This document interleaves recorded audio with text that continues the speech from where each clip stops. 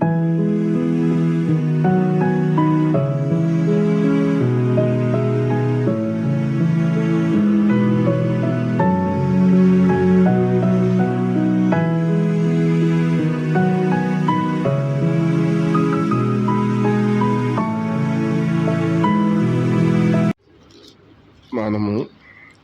పేతురు రాసిన మొదటి పత్రిక 1వ అధ్యాయం 5వ వచనం చదువుదాం.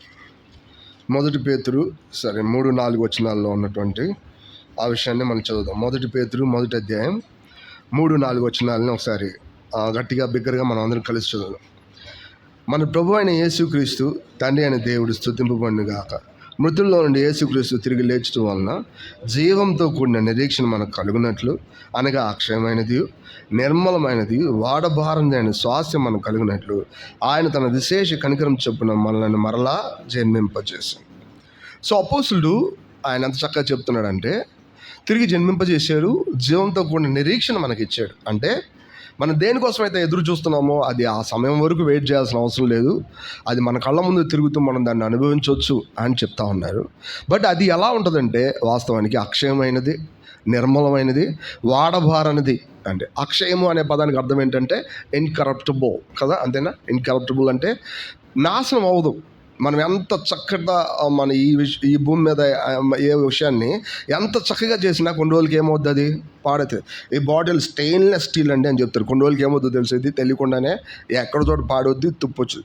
నా దగ్గర వచ్చిన బాటిల్ దాని వెనకాల లోపల తుప్పయింది వాస్తవానికి. మళ్ళీ ఆయన దగ్గరికి అడగలేము, మీరు ఎస్ఎస్ అన్నారు కదండి ఇది అంటారు. ఆయన ఏమంటారండి, ఇది ఒక రకమైన ఎస్ఎస్ అండి అంటారు. ఏమంటే ఇదొక స్టెయిన్లెస్ స్టీల్ అంటే దాని అర్థం ఏంటంటే ఎంత గట్టిగా ఎంత చక్కగా ఉందన్నప్పటికీ కూడా ప్రతి విషయం కూడా ఏమవుద్ది, పాడవుతుంది యాక్చువల్గా. కానీ మనకి ఇవ్వబడినటువంటి ఈ స్వాస్థ్యం, జీవంతో కూడినటువంటి ఈ నిరీక్షణ మనకి అన్నట్టుకు కూడా అది పాడవదు, నశించదు. ఇది గుర్తుపెట్టుకోవాలి. మానవ జీవితంలో నశించదు ఒకటి చెప్పండి అని నేను అడిగాను, ఏం చెప్తారు? మనం ఎంతో చక్కగా ఉన్నటువంటి ఈ మానవ జీవనం, నేను చిన్నప్పుడు ఒకలాగున్నా, మధ్య వయసులో ఒకలాగున్నా, ఇప్పుడు ఒకలాగున్నా, కొన్ని రోజులు పోతే ఎట్టుంటా ఇంకొకలాగుంటా. యాక్చువల్గా నేను నమ్మలేకపోతాను ఇప్పటికీ. యాక్చువల్గా ఏంటి, నేనైనా జరిగిపోతున్నాయి, అన్నీ అయిపోతున్నాయి. నేను ఒక యవనస్తుని చూశాను యాక్చువల్గా. అది చాలా 10 సంవత్సరాల తర్వాత మళ్ళీ ఇప్పుడు చూస్తే భలే మారిపోయాడు ఈ అబ్బాయి. మారిపోతారు అంతే. గమనించిన విషయం ఏంటంటే మానవులు కాన్సుమేట్ అయిపోతారు, పరిణితి చెందుతూ ఉంటారు. యాక్చువల్గా అట్లా వెళ్ళిపోతూ ఉంటారు, వాళ్ళ జీవితం నాశనం అయిపోతుంది. కొన్ని రోజులకి ఆ చెట్టు, ఒక ఆయన పెద్ద ఆయన ఒకసారి నేను కారులో పోతూ ఉన్నప్పుడు, ఏదైనా ఒకటేనండి పాస్టర్ గారు అని, చెట్టు కూడా చూడండి అది బాగా ఒక టైంలో ఉన్నాడు, తర్వాత ఏమవుద్ది, పాడైపోద్ది. విషయం ఏంటంటే సర్వసామాన్యంగా మానవులు వాళ్ళకున్న విషయాలన్నీ అట్లాంటిదే. కానీ దేవుడు మనకిచ్చిన స్వాస్థ్యం అలాంటిది కాదు, అది పాడవదు. కానీ అదేంటో మరి దాన్ని వాడుకోవట్లేదు ఎవరు, ఎవరు వాడుకోవట్లేదు, దాన్ని పక్కన పెడుతున్నారు. ఎందుకు మనం ఆలోచిద్దాం. ఇది కేవలం మరి ఇన్కరప్టబుల్ మాత్రమే కాదు, అక్షయమైనది మాత్రమే కాదు, ఎట్లాంటిదంటే అది నిర్మలమైంది. నిర్మలం అనే పదానికి అర్థం ఏంటంటే దానికి ఎటువంటి మరి రోగం అంటదు, అది ఎటువంటి అన్క్లీన్ ఉండదు. అంటే బురద అంటదు, మట్టి అంటదు. ఒక మాటలో అది గిల్ట్ కాదు. ఒక మాటలో చూడండి, సాటన్ అనేవాడు నరకంలో పడేసినంత మాత్రాన వాడు పూర్తిగా కాలిపోయి లేకుండా అయిపోతాడా? అవడు. వాడి ఆత్మ కూడా యుగయుగాలు ఏమవుతుంది, మండుతూనే ఉంటుంది. కానీ వాడి నాశనం అవడు పూర్తిగా. దేవుడు చేసినప్పుడు వాడిని ఎట్ట చేశాడు, అట్ట చేశాడు. అందుకని వాడిని శిక్షిస్తున్నాడు. యాక్చువల్గా ఎప్పటి వరకు, ఇటర్నిటీ నుండి ఇటర్నిటీ వరకు, నిత్యత్వం వరకు వాడిని ఏం చేస్తున్నాడు, శిక్షిస్తున్నాడు. భూమి మీద ఏదైనా పాడైపోద్ది, బట్ కానీ ఇన్కరప్టబుల్ థింగ్స్ పైన కూడా ఉంటాయి. కానీ అవి మలినంతో కూడి ఉండే అవకాశాలు ఉంటాయి యాక్చువల్గా. కానీ మనకి ఇవ్వబడింది ఏంటో తెలుసా, ఆ స్వాస్థ్యం మలినం లేనిది. ఇది గుర్తుపెట్టుకోవాలి. మానవ ఆత్మ నశించదు కదన్నా. నీతి లేని ఆత్మలను తీసుకెళ్ళి దేవుడు ఏం చేస్తాడు తెలుసు, ఎక్కడ పడేస్తాడు, నరకంలో పడేస్తాడు. గుర్తుపెట్టుకోవాలి.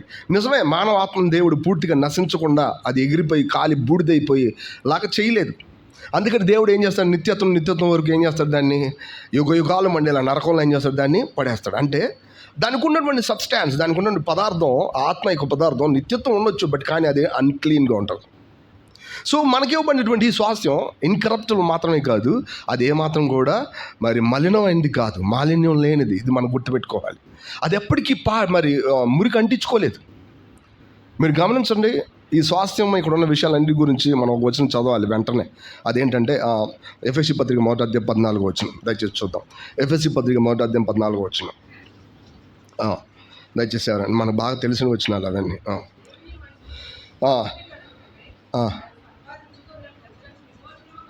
ఆయనకి సంపాదించుకున్న ప్రజలకు విమోచన కలగడానికి ఈ ఆత్మ మన స్వాస్థ్యానికి ఎట్లున్నాడు? సంచికరువుగా ఉన్నాడు. అంటే స్వాస్థ్యం అనేది ఒకటి ఉంది, బట్ ఆ స్వాస్థ్యాన్ని దాని చుట్టూ ఉన్నటువంటి విషయాలన్నీ ఎవరు డీల్ చేస్తున్నారు? పరిశుద్ధాత్మ డీల్ చేస్తున్నారు. ఇది గుర్తుపెట్టుకోవాలి. అక్కడ అపోస్తలుడు ఏం చెప్తున్నాడంటే, మనకి ఇవ్వబడినటువంటి ప్రాపర్టీ ఉంది, ఈ స్వాస్థ్యం ఉంది, అవి హెవెన్లీ థింగ్స్, అవి ఏమాత్రం కూడా మలినం కానివి, ఇన్కరప్టబుల్ థింగ్స్ అవి. అంతేకాదు వాడుకుంటే వాడిపోయాయి కాదు అవి వాస్తవానికి, అంటే పాడేవి కాదు, కొన్ని రోజులకి రొటీన్ అయిపోయాయి కాదు అది. అట్లాంటి ఆ ప్రాపర్టీస్, ఆ స్వాస్థ్యానికి ఎవరు చుట్టూ దానికి ఇన్ఛార్జ్గా ఉన్నారంటే ఎవరున్నారు? పరిశుద్ధాత్మ ఉన్నారు. యాక్చువల్గా పరిశుద్ధాత్మ మనకి ఎట్లా ఉన్నాడు? సంచకరువు అనే పదానికి అర్థం ఏంటి? అవసరమైనప్పుడు వాడగలిగే విధానం అని అర్థం. అవసరమైనప్పుడు దాన్ని తీసుకొచ్చి మనకి చూపించడం అని దాని అర్థం. మనకి ఎప్పుడైతే పరలోక సంబంధమైనటువంటి సంతోషం తగ్గిపోతూ ఉంటుందో వెంటనే ఆయన ఏం చేస్తాడు? వచ్చి చర్చ్ లైఫ్లోనో లేదా సహోదరుల మధ్యలోనో తెలియకుండా ఆయన ఏం చేస్తాడంటే, ఇగో ఇది అని చెప్పి చూపిస్తూ ఉంటాడు ఆయన. అలా పరిశుద్ధాత్మ మనకు సాయం చేస్తూ ఉంటాడు. కానీ అల్టిమేట్గా మీరు చూస్తే ఎట్లా ఉంటుందో తెలిసే, నూతనమైన యెరూషలేములో పరిశుద్ధాత్మ, గొర్రెపిల్ల, దేవుడు ముగ్గురు సపరేట్గా కనబడుతున్నారు. విజయవంతమైన క్రైస్తవులు సపరేట్గా కనబడుతూ ఉంటారు. కానీ వాస్తవానికి విజయవంతమైన క్రైస్తవులు, మరి తండ్రి, కుమార, పరిశుద్ధాత్మ వీళ్ళు ముగ్గురు కలిస్తేనే ఆ నూతనమైన యెరూషలేము తయారైంది. అంటే బిలీవర్సు, దేవుడి యొక్క త్రిత్వం మొత్తం కలిపితే ఏమయ్యారు? నూతనమైన. అంటే వీళ్ళని విడదీయటం కుదరదు. కానీ ఈ లేఖనం ఏం చెప్తుందో తెలుసా? పరిశుద్ధాత్మ మన స్వాస్థ్యానికి సంచుకరువు. ఆయన ఒక రకమైనటువంటి ఇన్ఛార్జ్లా కనపడతాడు. అల్టిమేట్గా మన స్వాస్థ్యం ఎవరో తెలుసా? ఆయనే. ఇది మరి గుర్తుపట్టాలి. మన స్వాస్థ్యం, నీకున్న ఆస్తి, నీకున్న స్వాస్థ్యం, నీకున్న ఇన్కరప్టబుల్ ఇన్హెరిటెన్స్ ఎవరంటే ఆయన. అదే సమయంలో వాడబారినటువంటి స్వాస్థ్యం ఎవరంటే ఆయన.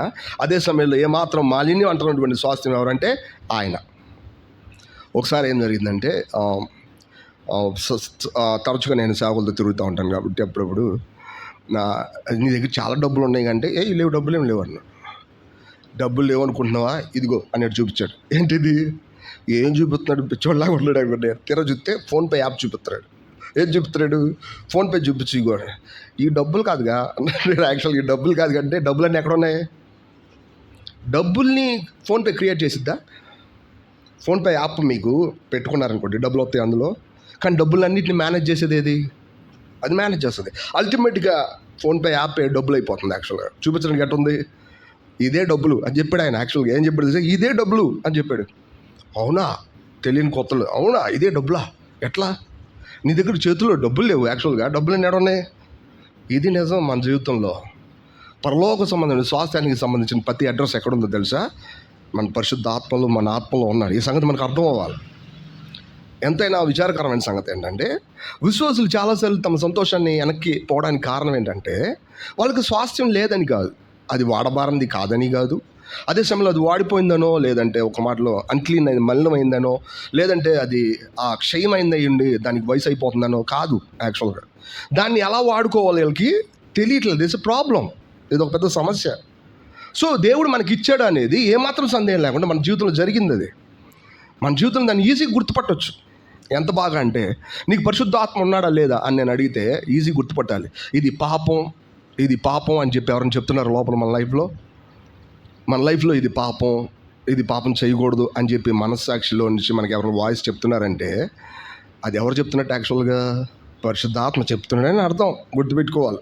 ఎందుకంటే ఆయన ఈ భూమి మీదకి వచ్చినప్పుడు పాపాన్ని గురించి, నీతిని గురించి, తీర్పు గురించి ఏం చేస్తాడు? ఆయన బలవంతంగా మెడ ఉంచి మనల్ని చేయడు. ఏం చేస్తాడు?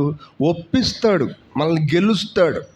అందుకే మనం కూడా ఎవరు కూడా బలవంతంగా ఏం చేయం, చెప్పడం వరకే మన పని. వాళ్ళు చేస్తారు లేదనేది వాళ్ళ విషయం, అది వాస్తవాన్ని గమనించాలి. సో ఇప్పుడు పరిశుద్ధాత్మ మనకు చెప్తాడు, బిడ్డ ఇది నువ్వు చేయాల్సిన పని కాదు, బిడ్డ ఇది చేస్తే నువ్వు వెంటనే ప్రభు దగ్గరికి వచ్చి క్షమాపణ అడుగు, లేకపోతే ఇది పెరిగి పెద్ద నేనేం చేసి తెలుసా, మరింత పాపంలోకి నెట్టేసిద్ది. అంతేకాదు అక్కడ చెప్పేది ఏంటంటే, ఎల్లప్పుడు బిడ్డ నువ్వు నీతిగా ఆయన ముందు మీద ఆధారపడు, తద్వారా నువ్వేం చేస్తావు అంటే పాపం చేయకుండా ఆయన ముందు గట్టిగా ఉండగలుగుతావు. యాక్చువల్గా ఇవన్నీ చెప్పేది ఎవరో తెలుసా? పాస్టర్ గారు కాదు. ఎవరు చెప్పేది? మనకి ఎడతెగి మాటలు చెప్పబడుతున్నాయి కాబట్టి పరిశుద్ధాత్మ మనకు చెప్పేది. ఈ పరిశుద్ధాత్మని సెన్స్ చేయడం పెద్ద కష్టమే క్రైస్తవుడికి. కష్టం కానే కాదు. ఈవెన్ మన బ్యాప్టిజంలో సాక్ష్యం ఇచ్చినా ఇవ్వకపోయినా కానీ ఇప్పటికే మనకేముంటుంది, అది ఆ సెన్స్ మనలో ఉంటుంది. యాక్చువల్గా నా లైఫ్లో ఉంది అట్టనే. గమనించిన విషయం ఏంటంటే, నేను ఇంకా బ్యాప్టిజం తీసుకోలేదు, బట్ కానీ యాక్చువల్గా నా జీవితంలో ఏం చేస్తున్నాడు? ఆయన పని చేస్తూనే ఉన్నాడు. నేను ఆరాధన చేసేస్తున్నాను, బల్ల తీసేసుకుంటున్నాను, అని చేసేస్తున్నాను. బ్యాప్టిజం తీసుకుని బల తీసుకోకూడదు కదన్నా. నో, దానికి దీనికి ఏం సంబంధం లే. నువ్వు ప్రభువుతో వన్నెస్ కలిగి ఉంటే చాలు, యాక్చువల్గా తీసుకోవచ్చు. బ్యాప్టిజం అనేది దైవికమైన అప్రూవ్. దాని అర్థం ఏంటంటే, అక్కడ విషయం ఏంటంటే, దైవికమైనటువంటి విషయాలు మరింత ఎక్కువగా నీ మీద పనిచేయడానికి కావాల్సిన ఏర్పాటు, ఈ లోకం నుంచి సపరేట్ అవ్వాల్సిన విషయం. బల్ల లోకంలో ఉన్నటువంటి ఫుడ్ కాదు అది. అది ఎక్కడ ఉన్న ఫుడ్? అది ఆయన ప్రజల మధ్యలో ఉన్న ఫుడ్. అది ఆ ఫుడ్ విషయంలో ఆయనే మన ఆహారం. ఆయన్ని మీరు తీసుకుంటాం వల్ల మీరు ఏం చెప్తున్నారంటే, మిగతా వాళ్ళందరితో కూడా నేను కూడా ఒక్కడిని అని చెప్తాను. దానికోసం నువ్వు వేచి ఉండాల్సిన అవసరం లే. నువ్వు తీసుకోవచ్చు, నువ్వు తినవచ్చు. నేను అదే అడిగా ఆయన్ని ఫస్ట్లో, నేను ఇటు చేస్తాను అంకుల్ అంటే, దానికి దీనికి సంబంధం లేదు నాన్న. ఎంత సంతోషమైందంటే, ఇన్ఫ్యాక్ట్ నువ్వు ఈ చేయడం వల్ల తొందరగా ఎదిగావని కూడా చెప్పాడు ఆయన. యాక్చువల్గా ఎట్లా చెప్పాడు తెలుసా? నీకు తెలియకుండా అటు చేయడం వల్ల నువ్వేం చేసావు తెలుసా? గ్రోలోకి వచ్చేసి తొందరగా వచ్చేసావు. యాక్చువల్గా అది తెలియకుండా జరిగింది. విషయం అంతా ఒకటే, మన లోపల ఉన్న ఈ స్వాస్థ్యాన్ని మనం ఏమైనా విడిచిపెట్టకూడదు. కానీ ఇంత మంచి స్వాస్థ్యాన్ని మనం మరి వాడుకోకపోవడానికి కారణం ఏంటంటే, there are at least 3 main reasons అక్కడ ఉంటాయి. అది మనం మాట్లాడుకొని ఊరికి మనం త్వరగానే ముగించేస్తాం. మీరు గమనించండి, మన ప్రభువైన యేసుక్రీస్తు తిరిగి లేచిన తర్వాత ఫస్ట్ ఆయన ఎవరు కనపడ్డాడు? ఫస్ట్ ఎవరు కనపడ్డా అంటే మేరీ మగ్దలిని కనపడ్డాడు. ఎందుకంటే ఆమె కూర్చొని అక్కడ ఏడుస్తూ ఉంది. ఏడుస్తూ ఉన్నప్పుడు, నేను వచ్చిన ఏం చూపించట్లా, స్టోరీలా చెప్తాం. ఏడుస్తూ ఉంటే కూర్చొని అప్పుడు వెంటనే ప్రభు వెనకాల నుంచి ఏమని పిలిచాడు ఆమెని? మరియా అని పిలిచాడు. ఆ వాయిస్ వెంటనే ఆమెకి. కానీ అంతకు ముందే ఆయన చూసిందా లేదా? చూసి ఆయన ఏమనుకుందామే? తోటమాలి అనుకుందంట. 3.5 సంవత్సరాలు కలిసి తిరిగావే, నీకు 7 దెయ్యాలు ఎల్లగొట్టాడే ఆయన. నిన్ను దగ్గర గురించి ఎంత చక్కగా నువ్వు జటామాంస అత్తరపుడ్డి తీసి ఆయన నెత్తి మీద పోసి ఆయన పాదాలు గడిగి ముద్దు పెట్టుకున్నావే, నువ్వు ఆయన గుర్తుపట్టలేకపోయావా? గుర్తుపట్టలేరు. ఎందుకో తెలిసే, పునరుద్ధానంలో ఉన్న యేసుక్రీస్తు మా భౌతికమైన వలయానికి కొత్తగా ఉంటాడు. ఆయన అర్థం కాడు. ఇది మనకు అర్థం అవ్వాలి. అందుకే ఈ రోజుల్లో కూడా రిజరక్షన్ లైఫ్ అనేది మన జీవితంలో మనకు అర్థం కావట్లా. దైవికమైనటువంటి పునరుద్ధానం శక్తిని మెదడు ద్వారా నువ్వు తెలుసుకోలేవు. ఈ సంగతి నీకు అర్థం అవ్వాలి. మేరీ లైఫ్లో మాత్రమే జరిగిందా? కాదు. ఎమ్మాయి గ్రామంలో ఇక్కడి నుంచి యెరూషలేము నుంచి ఎమ్మాయి గ్రామంకి వెళ్ళి 2 ఉన్నారు. వీళ్ళిద్దరు ఎవరు తెలుసా? Wonderful believers. వాళ్ళ హృదయంలో దుఃఖం ఉంది. ఎందుకో తెలుసా? యేసుప్రభు ఏమయ్యాడు? సిలువ వేయబడ్డాడు. వాళ్ళు అంటారు, ఇశ్రాయేలీయులకి మెస్సయ్య వచ్చాడని మేము అనుకున్నామండి, కాపురి ఆయనే అని మేము అనుకున్నాం, ఆయన విమోచకుడు అని చెప్పి మేము ఆయన కొరకు వెయిట్ చేస్తున్నామంటే, వాళ్ళు ఎంత బాగా ఎక్స్పెక్ట్ చేశారు ప్రభుని. నిజంగా ఎంత ఎక్స్పెక్ట్ చేశారంటే, ఇశ్రాయేల్ని విమోచించేవాడు ఆయనే అని మేము అనుకున్నామండి. కానీ అంతా అయిపోయింది. వాళ్ళ హృదయాలు ఏముంది? వాళ్ళు ఎంత దగ్గరగా ఆయన వెంబడిస్తే అన్ని విషయాలు నేర్చుకుంటారు యాక్చువల్గా. కానీ ఆయన గుర్తుపెట్టారు వీళ్ళు. వాళ్ళతో పాటు అంత దూరం నడిచాడు. మళ్ళీ తిరిగి వాళ్ళతో పాటు భోజనాన్ని కూర్చున్నప్పుడు మాత్రమే రివీల్ చేసుకున్నారు. అంటే ఏంటి? ఇప్పుడు దాకా వాళ్ళు ఎందుకు గుర్తుపట్టలేదు? పునరుద్ధానం అనే విషయాలు మానవ వలయం ఎన్నటికీ కూడా గుర్తుపట్టదు. మానవ మెదడు అర్థం చేసుకోలేదు. గుర్తుపెట్టుకోవాలా? రీజన్స్ని బట్టో కారణాలను బట్టో దేవుణ్ణి మనం అర్థం చేసుకోలేము. ఇంకో పక్కన పెడితే యోహాను సువార్త 21వ అధ్యాయంలో వీళ్ళు చేపలు పట్టడానికి వెళ్ళారు. ఎవరాళ్ళు? పేతురు, మిగతా 5 శిష్యులు, ఇక్కడ కొంతమంది. వీళ్ళెవరు? యేసుప్రభు యొక్క శిష్యులు. యేసుప్రభుని ఎంత దగ్గరగా చూసుంటారు. అందులో ఇంకొక ఆయన ఉన్నాడు, యేసు రొమ్మున అనుకున్న ఆయన. ఈయన ఎంత దగ్గరగా ఉంటాడు యాక్చువల్గా. వీళ్ళందరూ కలిసి చేపలు పట్టడం తప్పే, కానీ చేపలు పట్టడానికి వెళ్ళారు. సో చేపలు రాత్రంతా పట్టారు, ఒక్క చేప కూడా దొరకలేదు. సో ఇప్పుడు డే వస్తున్నాం కానీ ప్రభు ఆ యొక్క ఒడ్డు మీద అక్కడ ఉన్నటువంటి ఆ రివర్ బ్యాంక్ దగ్గర నుంచొని యాక్చువల్గా మీరు రైట్ సైడ్ వేయండి వాళ్ళ అని చెప్తే రైట్ సైడ్ పట్టే 153 గొప్ప చేపలతో. వెంటనే వీళ్ళకి అర్థమైపోయింది. వెంటనే యేసు రొమ్మున అనుకున్న శిష్యుడు పేతురు ఏం చెప్పాడు? ఆయన ప్రభు సుమి అని. పిల్లలారా తినడానికి మీ దగ్గర ఏమైనా ఉందా అన్నప్పుడు కనిపెట్టలా. రైట్ సైడ్ వేయండి అని చెప్పినప్పుడు కూడా కనిపెట్టలా. ఈయన ఎవరు? యేసు ప్రభు కాదా? బట్ కనిపెట్టలా. కానీ కింద ఒక చక్కని మాట రాసి ఉంటుంది. ఏంటి తెలుసా? ఆయన యేసు అని ఎరిగినందున నువ్వెవడు అని ఎవడు అడగా తెగింపలేదు. ఈ పదం ఎందుకు రాయబడి ఉందంటే, అందరూ ఆయన గురించి వేరే వాళ్ళు అనుకున్నారు యాక్చువల్గా. బట్ రాగానే వాళ్ళకి ఏం చేయబడింది అంటే, రివీల్ చేయబడిపోయింది ఆ సత్యం.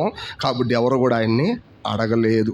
ఆ మాత్రం తెలీదా అనే స్థాయికి వచ్చేసారు. వెంటనే ఏంటి ఈ మాత్రం కూడా తెలుసుకోలేకపోయాం అనే ఆశ్చర్యం కూడా వచ్చింది యాక్చువల్గా అక్కడ. మన లైఫ్లో కూడా అంతే. దేవుడి వాక్యాన్ని రెగ్యులర్గా సామాన్యంగా మన మెదడు ఉపయోగించి చదువుతూ పోయాము అంటే మనకు వాక్యం అర్థం అవ్వదు. మన లోపల ఉన్నటువంటి పరిశుద్ధాత్మను అర్థం చేసుకోవడానికి మన మెదడు వాడేము అంటే it is impossible for understand the person who is living within us. మన లోపల నివసించినటువంటి ఆ వ్యక్తిని అర్థం చేసుకోవడానికి అసాధ్యమవుతుంది. మనకు అర్థం అవ్వాలి ప్రభువా. అందుకే అపోస్తలుడు పౌలు ఏమన్నాడు తెలిసే? మహిమా స్వరూపియగు తండ్రిని తెలుసుకుంటాకి మీకు జ్ఞానమును ప్రత్యక్షత గల మనసు కావాలా. ప్రత్యక్షత గల మనసు కావాలి. మహిమా స్వరూపియగు తండ్రి అంటే ఆత్మ సంబంధంగా విప్లవాత్మకంగా ఎక్కడ పడితే అక్కడ ఉండే ఆయన మీ మనస్సులో ప్రత్యక్షత పూర్వకంగా తెలియపరచబడాలి. దాని అర్థం వెలిగించబడాలా. కట్టను తీసినట్టు నువ్వు చూడగలగాల. దైవికమైన సత్యం ఎప్పుడు ఇట్టనే అర్థం అవుతుంది. ఒకవేళ ఇట్లా అర్థం కాకపోతే నేను 100 పాయింట్లు జాగ్రత్తగా కూర్చొని అర్థం చేసుకుని ప్రయత్నం చేస్తే ఆ చాప్టర్ అట్లా క్లోజ్ చేయగానే మైండ్ అంతా బ్లాంక్ అయిపోతుంది. ఏం కనపడదు అక్కడ. ఇప్పుడే చెప్పిన దాన్ని తిరిగి చెప్పమంటే నేనేం చేస్తాను తెలుసా? ఏం లేదు. అసలు ఎట్లా బిగిన్ చేయాలో తెలియదు, ఎట్లా మాట్లాడాలో కూడా తెలియదు. ఈ కష్టం నాకు మాత్రమేనా? మనలో చాలామందికి ఉంటుంది కదా. యాక్చువల్గా ఉందా లేదా? ఒకవేళ మీకు దేవుడు ఎక్కువ బయలుపరిస్తే చేసేది ఏం లేదు అనుకోండి, అది వేరే సంగతి. మన అందరికి ఉంటుంది అది. ఎందుకో తెలిసే మనం దీన్ని యూజ్ చేస్తున్నాం. దీన్ని వాడద్దు అంటారా ఏంటన్నా? లేదు. చెప్పేటప్పుడు వినటానికి ఇది వాడాలా, చదివేటప్పుడు మరి కళ్ళతో చూడడానికి ఇది వాడాలా. బట్ కానీ చెప్పాల్సింది ఏంటో తెలుసా? దీంట్లో ఏ బలం లేదయ్యా. నా ఆత్మకి మీరు ఏం చేయాలా? రివీల్ చేయండి అయ్యా, విడుదల లేదంటే ఒక మాటలో బయలుపరచండి అయ్యా అని మనం చెప్పాలా. అలా చెప్పకపోతే అది మనకు అర్థం కాదు. మనం చాలాసార్లు ఇటువంటి వైఖరితో ఉండకుండా దేవుడు సమీపించామంటే దైవికమైన సత్యం నేర్చుకోవడం ఒక లెసన్, లైఫ్ అవ్వదు, అది జీవం అవ్వదు. ఎందుకు చాలామంది క్రైస్తవులు వారి జీవితాల్లో మరింత ఎక్కువగా మరి లేఖనాన్ని ఎరగగలుగుతా దాని గురించిన ఐశ్వర్యాలను అనుభవించలేకపోతున్నారు అంటే మహిమా స్వరూపియగు తండ్రి ఆయన ఎవరంటే ఆత్మ సంబంధమైనవాడు. ఆత్మ సంబంధమైన ఆయన రిచువల్స్, ఆయన పని, ఆయన యొక్క కార్యాలు మనకు అర్థం అవ్వాలంటే ఆత్మ సంబంధమైన అండర్స్టాండింగ్ మనకు కావాలి. స్పిరిచువల్ అండర్స్టాండింగ్ మనకు లేకపోతే అపోస్తలుడు పౌలు దీని గురించి ఎక్కువ ప్రార్థన చేస్తుంటాడు. అయ్యో మీ కొరకు మేము ప్రార్థన చేస్తున్నాం, ఎందుకంటే మీరు మెథడ్తో అర్థం చేసుకునే ప్రయత్నం చేస్తున్నారు. ప్రభువా నన్ను వెలిగించండి ప్రభువా, నా లోపలికి మీ వాక్యాన్ని చొప్పించండి ప్రభువా. అప్పుడు అర్ధరాత్రి పూట లేచి చెప్పినా కానీ మాట్లాడి అడుగుతారు. యాక్చువల్గా వెంటనే ఏం చేస్తారు తెలుసా? చెప్పేస్తారు. ఎందుకో తెలిసే వాళ్ళ హృదయంలో పడినటువంటి చిన్న అండర్స్టాండింగ్ కాదు, అది ముద్ర. అదేంటది? ముద్ర, స్టాంపరింగ్. కాల్ చేస్తారు కదా జంతువుల మీద. యాక్చువల్గా అది ఎప్పటికీ పోదు. అటువంటి ముద్ర అది మన జీవితంలో పడిద్ది. దైవికమైన క్రైస్తవ జీవితం ఎప్పుడు ఎలాంటిదే. It is something beyond your understanding. 1 కొరింథీ 1 వచనం చదవండి. 1 కొరింథీ 2వ అధ్యాయం 10-11 వచనం చదువుదాం. 1 కొరింథీ 2వ అధ్యాయం 10-11 వచనం.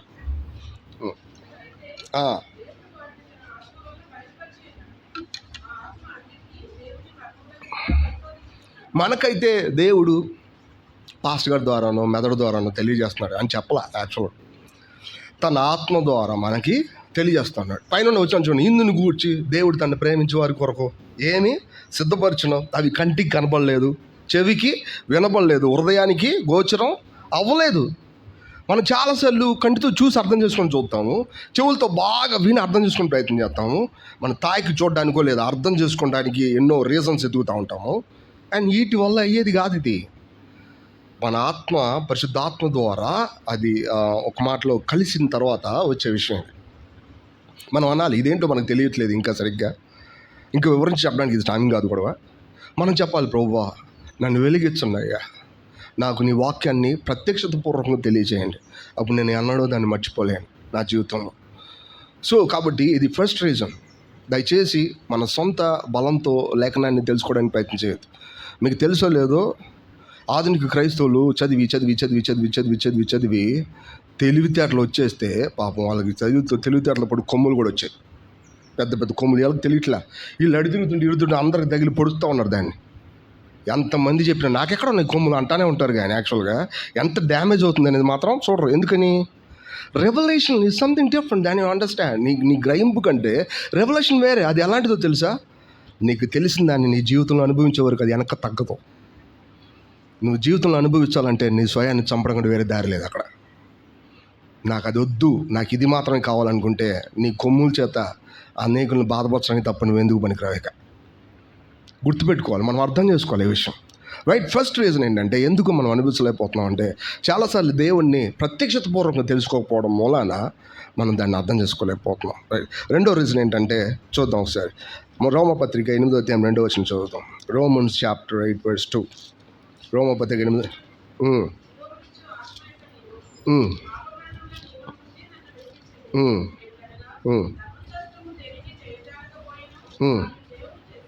రైట్. గమనించండి, ఇక్కడ ఏం చెప్తున్నాడు అపోస్తలుడు? మనం చదువుతున్న పోర్షన్కి మనం చెప్పుకున్న ఎక్స్ప్లెనేషన్కి ఏంటి సంబంధం? ఒకటే, ఎందుకంటే 7వ అధ్యాయం 6వ అధ్యాయం ఉన్నటువంటి అతను ఏం చేస్తున్నాడంటే దేవుడి కోసం నమ్మకంగా జీవించాలనుకుంటున్నాడు, దేవుడి కోసం నమ్మకంగా బతకాలనుకుంటున్నాడు, విజయవంతమైన క్రైస్తవ జీవితాన్ని జీవించాలనుకుంటున్నాడు. దేవుడు ఏదైతే చెప్పాడో 7 పాయింట్ల రూపంలో బోధలో అదంతా చేయడానికి కూర్చుంటున్నాడు యాక్చువల్గా. బట్ కానీ అతని వల్ల అవ్వట్ల. ఎంత మంచి చేయాలనుకుంటున్నాడో ఆ రోజే అంత ఎక్కువ కీడు చేస్తున్నాడు. మన జీవితంలో ఈ పాయింట్ గుర్తుపడతామా? లేకపోతే నేను మాత్రమే చెప్తున్నాను? మనం అంటాం చాలాసార్లు ఈరోజే శుభ్రంగా ఉండాలనుకున్నా అంతే, వెంటనే ఏమైంది, ఇంటికి వెళ్ళగానే తిరగబడింది విషయం అంతా. పొద్దున్నుంచి పంటి బిగుతో కాపాడుకున్నా ఇంటికి రాగానే ఏమైంది, ఇదంతా తిరగబడిపోయింది యాక్చువల్గా. ఇది అనరా, నేను ఒక్కనే అంటున్నాను యాక్చువల్గా. నేను చాలామంది దగ్గర నేను చెప్తాను యాక్చువల్గా ఏంటంటే, వాళ్ళతో జాగ్రత్తగా ఉండాలి, వీళ్ళతో జాగ్రత్త అంతా అయిపోయింది యాక్చువల్.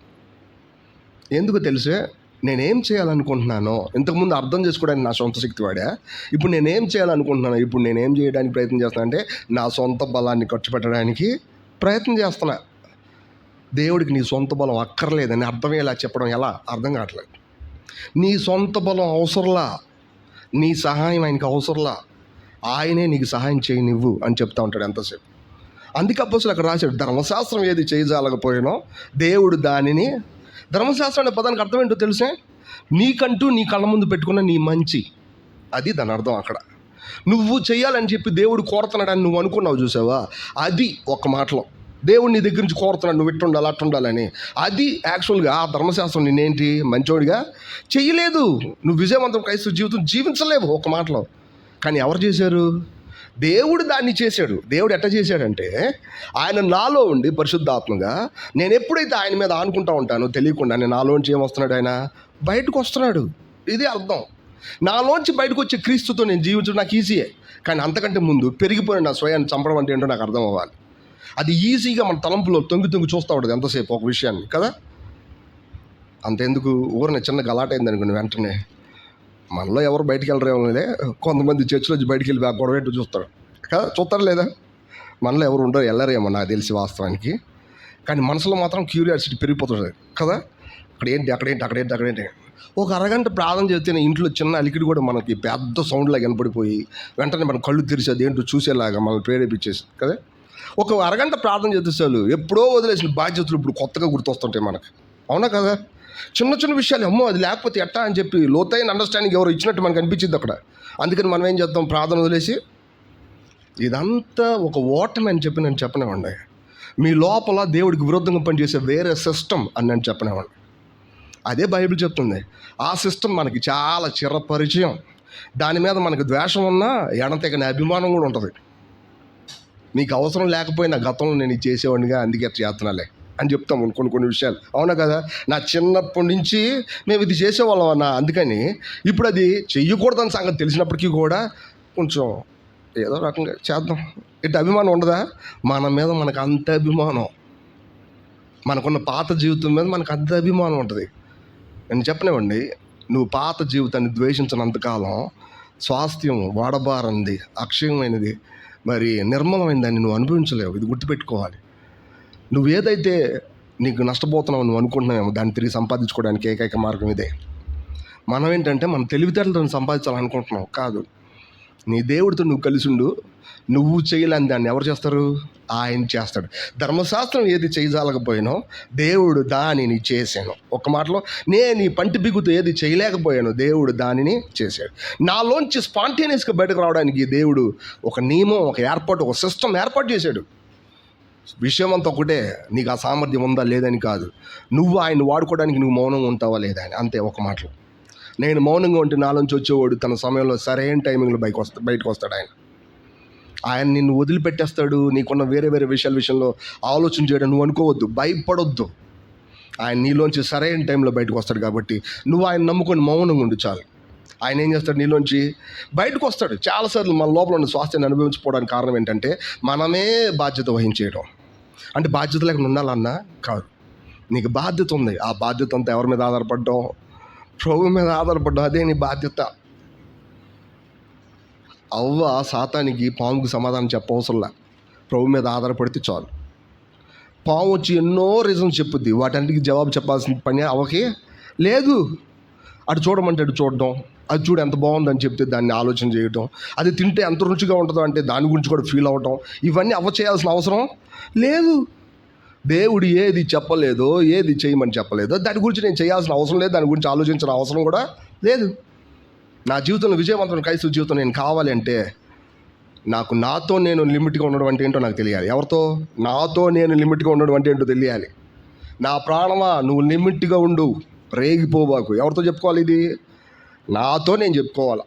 ఇది నేను శరీరం అని పిలుస్తాం. This is second reason. నేను ఇంకా ఎక్కువ ఎక్స్ప్లెయిన్ చేయను. రైట్, ఫస్ట్ది ఏంటి? దేవుని గురించిన సంగతులు తెలుసుకోవడానికి మనం మెదడు వాడద్దు. దేన్ని వాడాలా? ప్రత్యక్షత పూర్వకంగా దేవుడి సంగతులు తెలుసుకోవడానికి మన ఆత్మనే వాడటం నేర్చుకోవాలా. ఇంకా మనం అడగాలి ప్రభువుని, ప్రభువా నన్ను వెలిగించు ప్రభువా, నా లోపలికి నా జీవితంలో ముద్రలు వేయండి ప్రభువా అని మనం అడగాలి. దేవుడు పనిచేసే విధానం ఎప్పుడు అట్లాంటిదే. మనకు తెలిసిన తెలియకపోయినా ఆలస్యంగా తొందరగా దేవుడు ప్రతి ఒక్కరు ఇలాగే పనిచేస్తాడు. తెలివితేటలు మనకు జీవనోత్పత్తి చెయ్యు. బైబిల్ చెబితే నీకు అర్థమైందని నీకు బలం ఇవ్వలేదు, నీకు అర్థమైందని నిన్ను కోతులకు తోసిద్ది.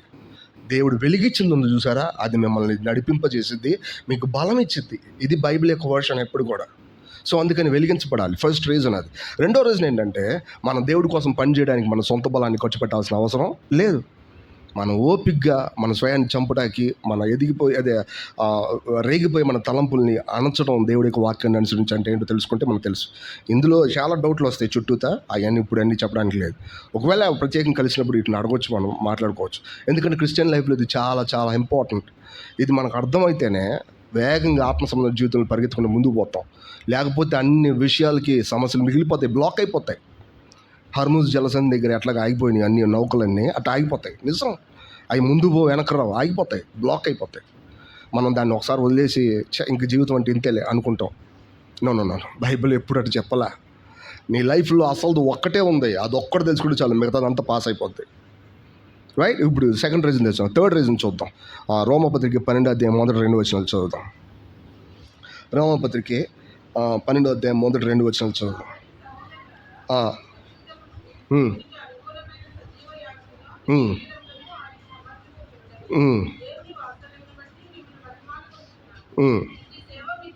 ఇట్టి సేవ మీకు యుక్తమైంది. తర్వాత కూడా వచ్చింది.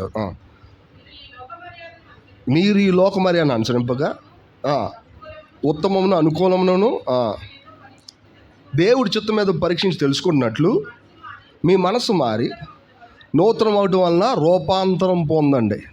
ఏంటి అపోస్తలులు ఇక్కడ చెప్తుంది ఏంటో తెలుసా?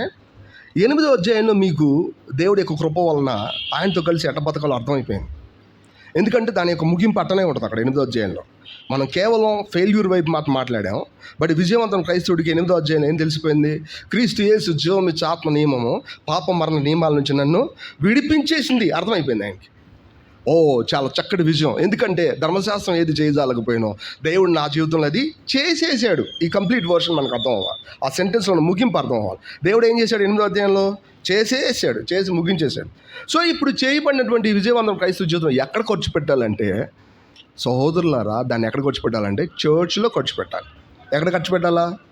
సంఘంలో ఖర్చు పెట్టాలా. సజీవ యాగంగా మీ శరీరాలని ఎక్కడ ఖర్చు పెట్టాలా? సంఘంలో ఖర్చు పెట్టాలా. సమస్య ఇక్కడ మొదలైంది. నేను విజయవంతంగా ఉండాలని కోరుకుంటాను, తెలివిగా బతకడానికి. కానీ నీకు దేవుడిచ్చే బలం అంతా ఎక్కడ ఖర్చు పెట్టడానికి ఉపయోగపడిద్ది అంటే కేవలం సంఘంలో ఖర్చు పెట్టడానికి ఉపయోగించబడిద్ది. మీరు గమనించండి, రకని మీ బలాన్ని ఎవరి చేతులను పెడతారా?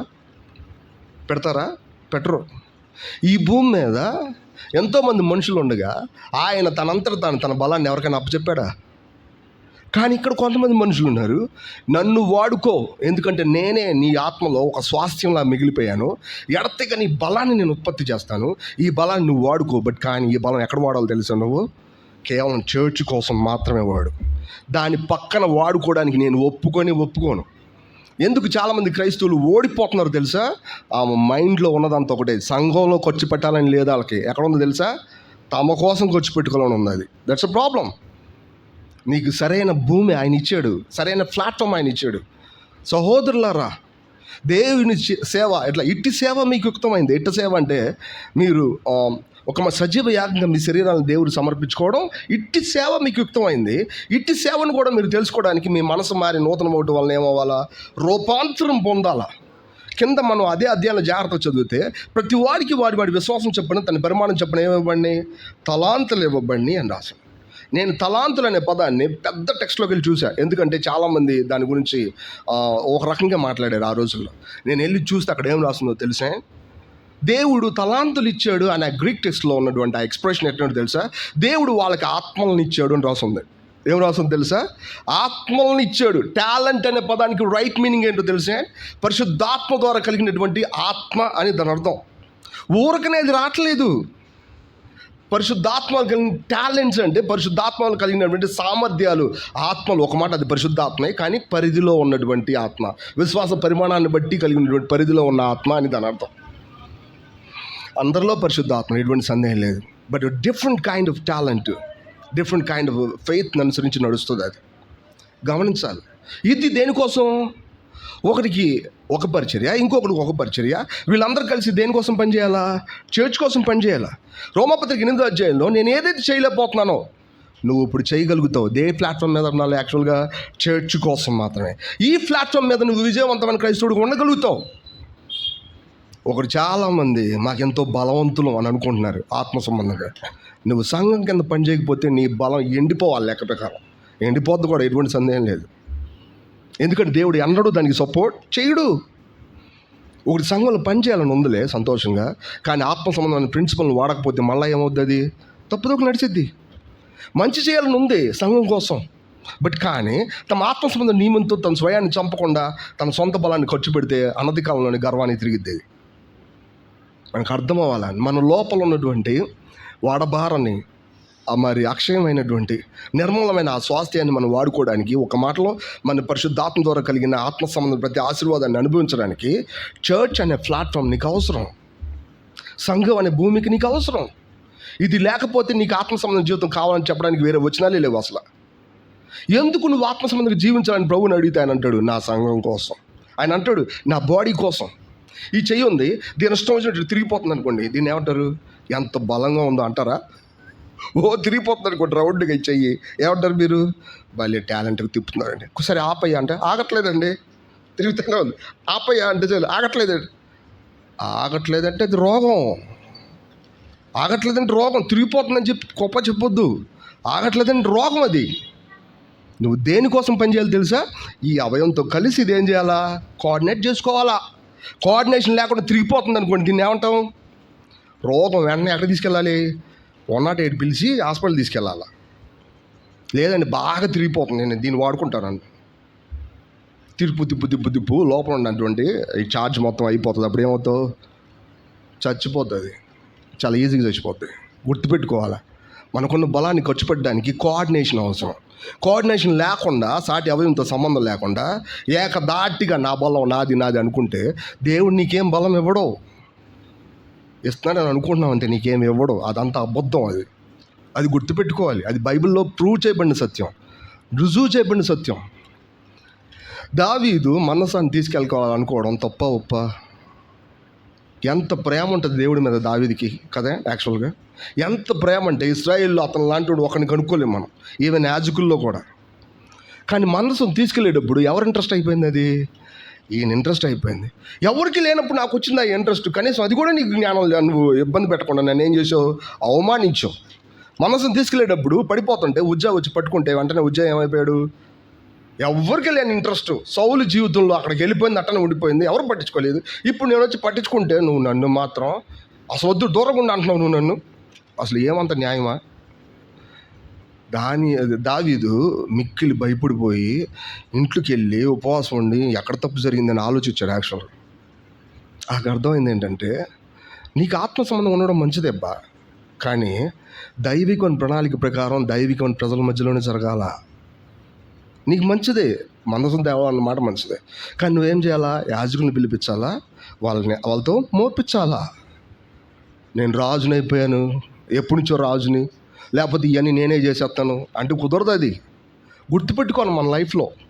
సో అందుకని చాలాసార్లు ఆత్మ సంబంధమైన శ్వాసని అనుభవించకపోవడానికి కారణం సరైన గోల్ లేకపోవడం. మన లైఫ్లో ఈ 3 రీజన్స్ తప్పించుకోవడానికి దేవుడు మనకు సాయం చేయాలి. ఒకటి, దేవుడి యొక్క జ్ఞానం అంతా మనం అర్థం చేసుకోవడానికి మన మెదడు వాడకూడదు, మన యొక్క ఆత్మను వాడి ప్రత్యక్షత పూర్వకంగా తెలుసుకోవాలి. రెండవది ఏంటంటే, మన సొంత బలాన్ని ఉపయోగించి దేవుడి పని చేయడానికి తెగించకూడదు. యాక్చువల్గా మన ఓటమిని మనం చూసిన వాళ్ళమే. మనలో నుంచి దేవుడు వచ్చే వరకు మనం ఆయన కోసం వెయిట్ చేస్తా, ఓపిక్గా ఆయన మీద నమ్ముకొని ఆయన మీద ఆధారపడుతూ ఉండాలి. అండ్ ద థర్డ్ వన్, ఎక్కడ ఆ బలాన్ని ఖర్చు పెట్టాలో కూడా మనకు తెలిసి ఉండాలి. లేకపోతే అది వృధా అవుతుంది. వృధా కాదు, దేవుడు దాన్ని ఇవ్వడు. సరైన భూమి లేనుడు, సరైన ప్రణాళిక లేనుడికి దేవుడు దాన్ని ఇవ్వడు. కాబట్టి చర్చ్ లైఫ్లో ఇట్టి సేవ మీకు యుక్తమైంది. మీరు ఖర్చు పెట్టడానికి దేవుడిచ్చిన బలాన్ని ఈ ప్లేస్ రైట్, ఏది అనుకూలం, ఏది ఉత్తమం మీకు అది అర్థం అవ్వాలి. అది చర్చ్లో జరిగిద్ది, అది మీకు తెలపబడిద్ది. నీకు పని చేయాలని ఉంటుంది, బట్ ఏం చేయాలో తెలియలేదన్న దేవుడు నీకు చెప్తాడు. ఎంతవరకు ఖర్చు పెట్టాలో నీకు చెప్తాడు. అది ఎక్కడంటే చర్చ్లో.